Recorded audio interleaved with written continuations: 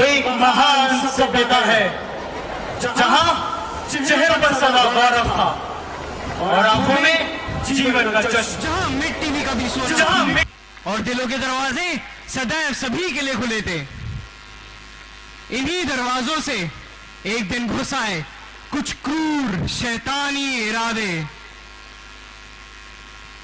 हिंसा और अत्याचार के सामने जब घायल हो रही थी हर एक आत्मा, तभी 19 नवंबर सन 1828 वाराणसी में इस मिट्टी के गर्भ से उठ खड़ी हुई एक दिव्य बालिका। हेलो बधाई मोरोपंत जी, कन्या रत्न की प्राप्ति पे। धन्यवाद पंडित जी, यह सब माँ भवानी का ही आशीर्वाद है। वैसे पंडित जी, बालिका का नामकरण संस्कार करके पुत्री के भविष्य के बारे में भी जरा बताइए। वाह, अति सुंदर। बालिका की दिव्य और ओजस्वी आभा देखते हुए आज से बालिका को मणिकर्णिका के नाम से जाना जाएगा। और अब इसके भविष्य की चिंता ना करें, बालिका अल्प आयु में ही अपना नाम इतिहास के पन्नों पे स्वर्ण अक्षरों से अंकित करवाएगी।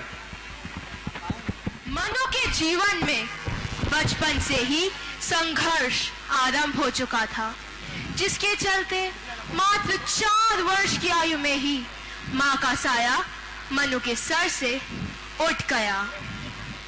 बाबा, बाबा, आप कहाँ है बाबा?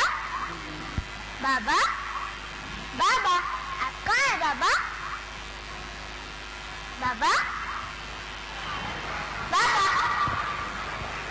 अरे मनु, क्या हुआ? बाबा, आई कहाँ है? क्या वो कभी नहीं आएंगी? मनु, आई नहीं है तो क्या हुआ? मैं तो हूँ ना तुम्हारे साथ, तुम चिंतित मत हो। पर मुझे आई की बहुत याद आ रही है। कोई बात नहीं मनु। घर पर कोई भी महिला ना होने के कारण पिता मनु को बचपन से ही प्रतिदिन बिठूर के दरबार ले जाने लगे। इस कारण मनु की शिक्षा दीक्षा राजसी वातावरण के अनुसार होने लगी और जल्द ही वह अपने चंचल और स्वच्छंद व्यवहार के कारण सबकी चहेती बन जाती है और पेशवा और अन्य दरबारी उसे छबीली कह के पुकारने लगते हैं। आपकी पत्नी की मृत्यु का दुखद समाचार हमें आपके क्षणों में हम आपके साथ हैं। अगर किसी भी प्रकार की सहायता की आवश्यकता हो तो निसंकोच हमसे कहिएगा। पेशवा साहब, इतनी छोटी बालिका का लालन पालन करना मेरे अकेले के लिए संभव नहीं। मैं आपसे सहयोग की अभिलाषा रखता हूँ। अरे मोरोपंत जी, ये भी कोई कहने की बात है? क्या मनु हमारी बेटी नहीं? आज से मनु की शिक्षा दीक्षा का प्रबंध इसी महल में किया जाएगा। इसके लिए उचित प्रबंध करवाया जाए। ये पेशवा साहब, राजसी वातावरण के अनुरूप शिक्षा दीक्षा होने के कारण मनु नाना साहेब के साथ अस्त्र शस्त्र चलाने, घुड़सवारी आदि युद्ध कलाओं में शीघ्र ही निपुण हो गई। नाना बा, हाँ मनु, क्या मैं भी तलवार चलाना सीख सकती हूँ? बिल्कुल मनु, तुम भी अस्त्र शस्त्र चलाना सीख सकती हो। हम भी तो स्वयं को तैयार कर रहे हैं। आओ, मैं तुम्हें सिखाऊंगा और युद्ध कला में निपुण बनाऊंगा, जिससे भविष्य में तुम अंग्रेजों के खिलाफ होने वाले संग्राम में हमारा साथ दे सको।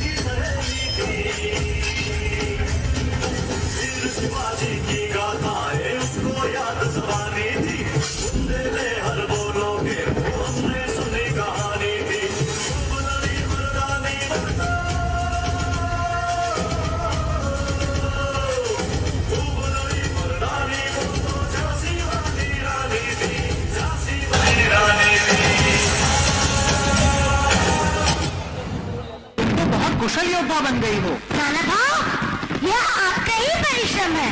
जो आज मैं योग्य बनी हूँ, आप ही मेरे मार्गदर्शक हैं। यह मेरा नहीं, तुम्हारा परिश्रम है जो आज तुम्हें कुशल योद्धा बन गई हो।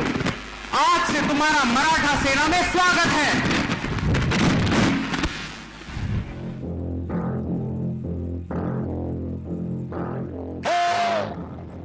धरती जयकारा गगन है सारा गूंजा।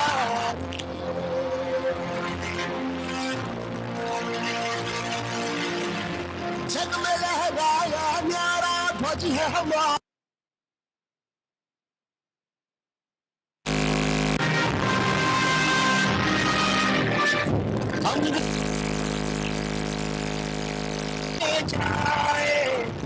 सारे पद चरण छुए और पर्वत शीस नवाए।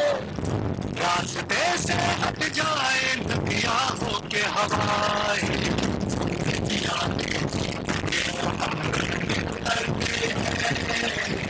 सूरज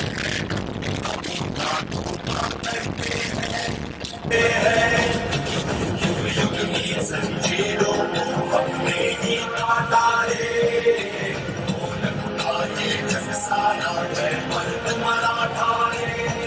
जो रंग है नल में बहता, वो हमसे है ये कहता। सम्मान के बदले जान मिले तो नहीं हो जाता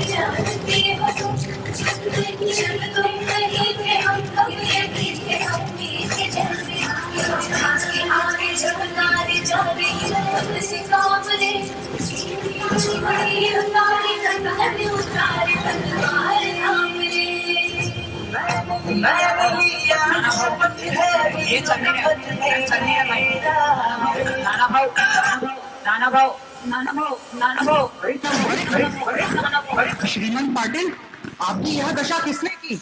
नाना भाव, अचानक से फिरंगियों के बीच मार्ग में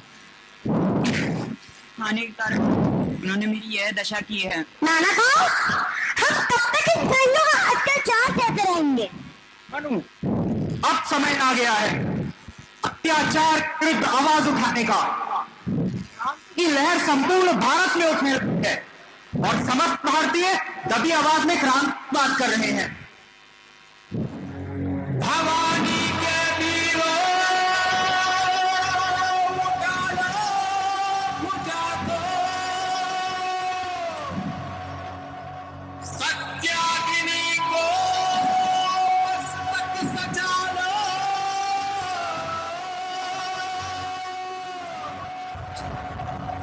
स्वाहा हो शत्रु, प्रचंड बचा दो।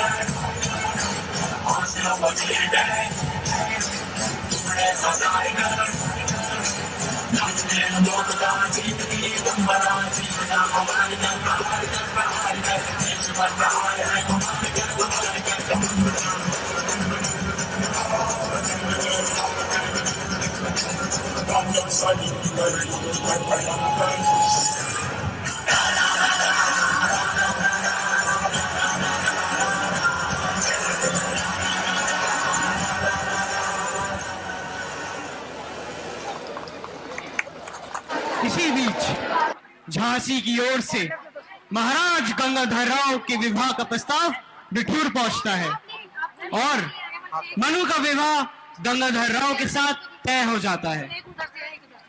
विवाह के पश्चात झांसी की परंपराओं के अनुसार गंगाधर राव झांसी की रानी के नए नाम की घोषणा करते हैं।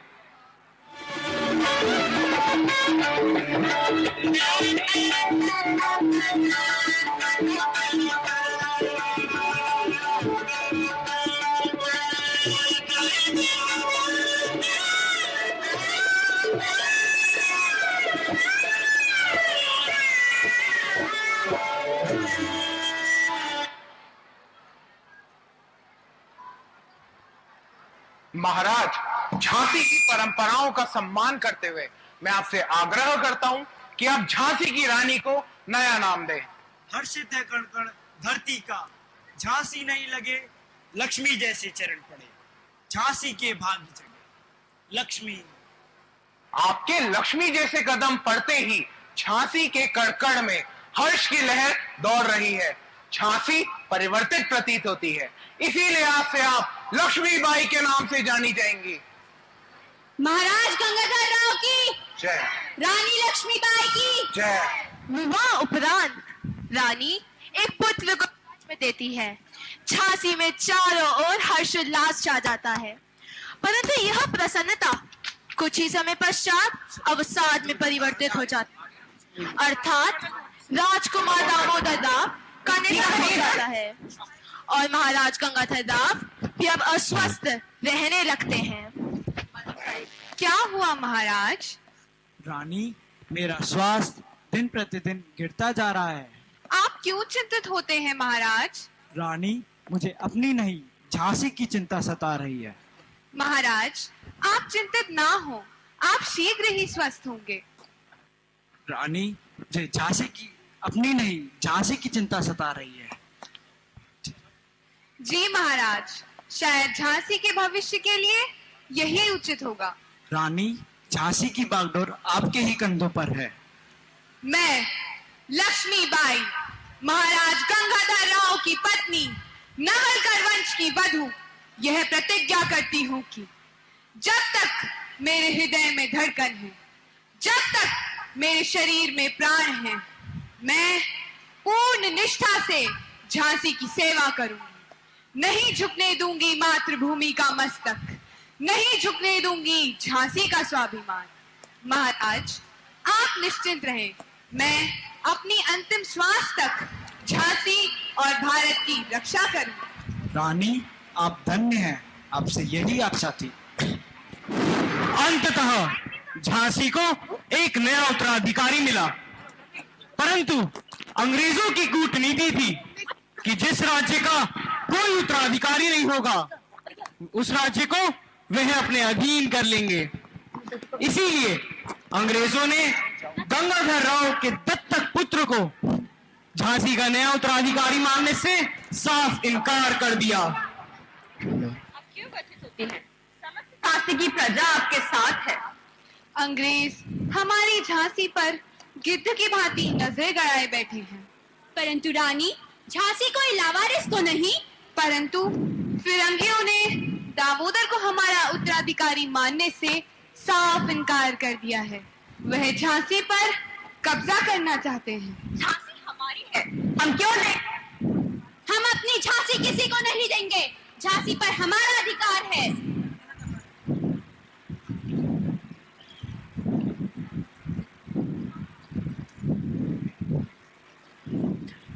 क्वीन ऑफ झांसी, हम लॉर्ड लाहौर जी के ऑर्डर से यहाँ आए हैं। आपके राज्य का कोई उत्तराधिकारी न होने के कारण अब झांसी हमारे अधीन होगी। रानी लक्ष्मी, आपको अंग्रेजों के सामने समर्पण करना होगा। झांसी पर अंग्रेजों का अधिकार होगा। अब हम करेंगे झांसी पर राज।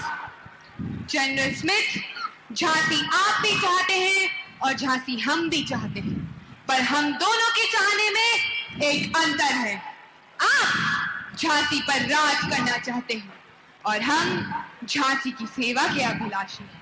जाओ, जाकर कह दो डलहौजी से हमें उनकी अधीनता स्वीकार नहीं, हम अपनी झांसी नहीं देंगे।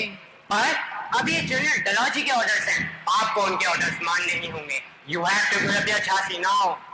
मुझे अपने प्राणों की आहुति देना स्वीकार है, परंतु किसी भी कीमत पर झांसी की गुलामी स्वीकार नहीं है। झांसी हमारी थी, हमारी है और हमारी ही रहेगी। रानी Lakshmi, you won't fight a war without money, without resources. हमारी संस्कृति में पहले शांति और फिर क्रांति को जगा दी है, परंतु फिरंगियों ने हमें सिखा दिया है कि वह शांति नहीं अपितु क्रांति की भाषा से परिचित है। अगर युद्ध ही एकमात्र विकल्प है तो युद्ध होगा। झांसी हर स्थिति के लिए तैयार है। ठीक है रानी, फिर अगली मुलाकात युद्ध भूमि में ही होगी। हम अपनी झांसी नहीं देंगे। झांसी हम हिंदुस्तानियों की है। युद्ध की तैयारी की जाए। जी रानी। रानी लक्ष्मीबाई की जय। रानी लक्ष्मीबाई की जय। रानी लक्ष्मीबाई की जय।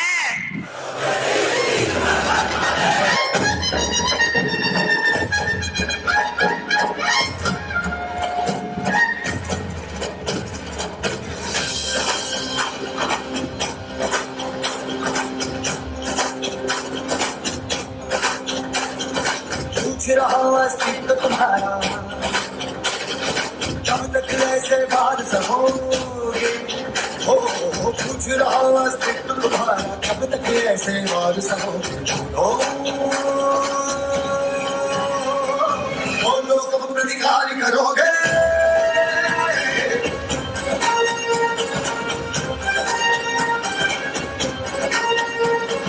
बोलो कब प्रतिकार करोगे?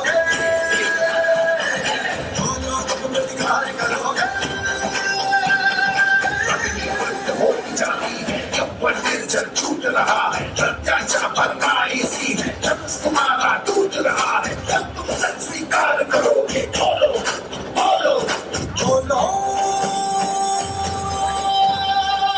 बोलो कब प्रतिकार करोगे? बोलो कब प्रतिकार करोगे?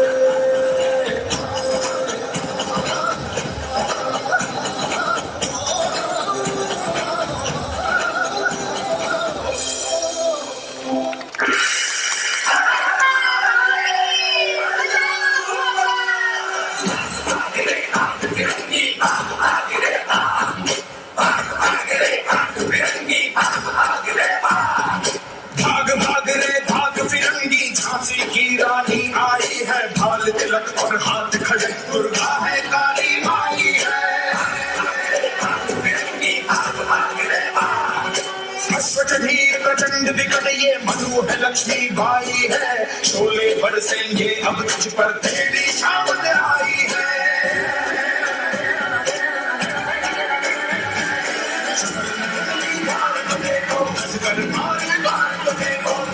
शीश बने में रानी, झांसी की रानी आई।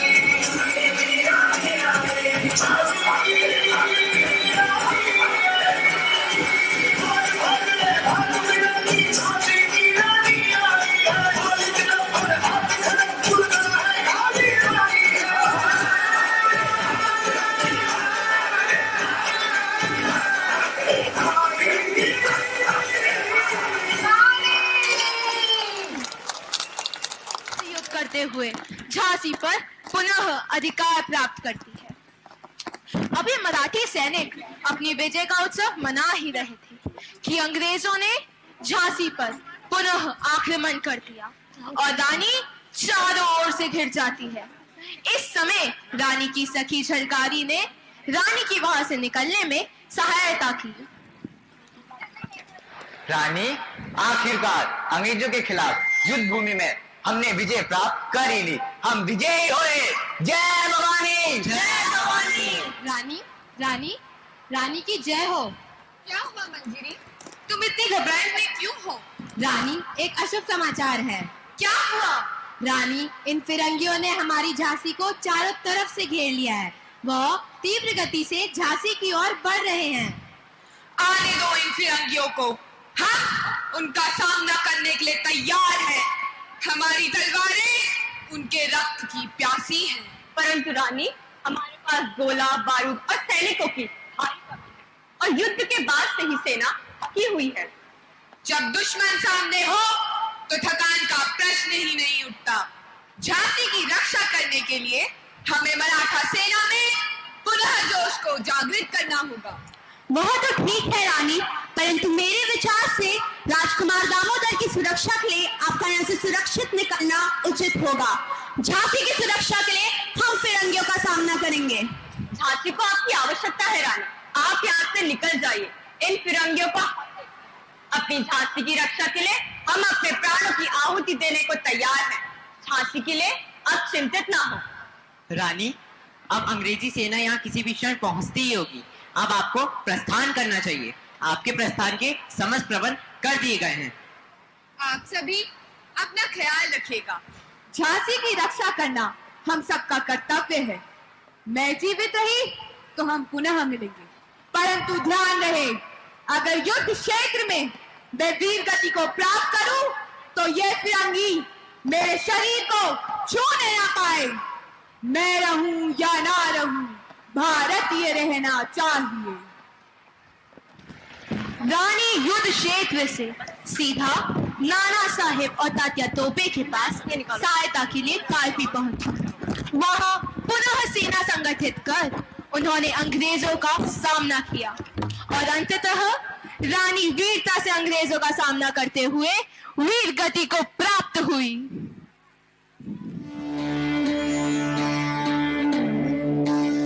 देश से है हर पल कहना चाहिए, मैं रहूं या ना रहूं, भारत में रहना चाहिए। सिलसिला वो बात मेरी यूं ही चलना चाहिए। मैं रहूं या ना रहूं, भारत में रहना चाहिए।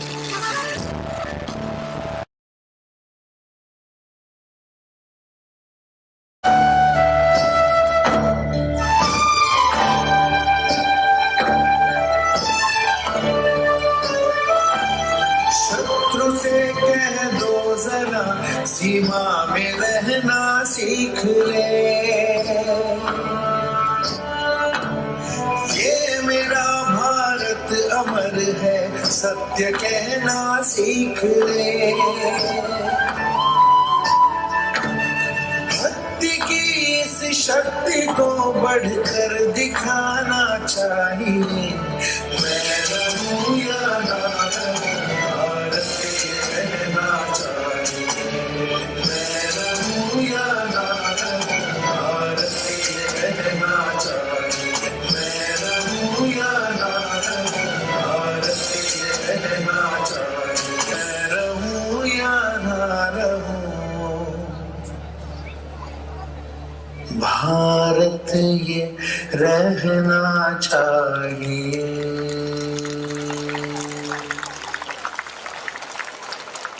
जाओ रानी, याद रखेंगे यह कृतज्ञ भारतवासी, यह तेरा बलिदान जगावेगा स्वतंत्रता अविनाशी।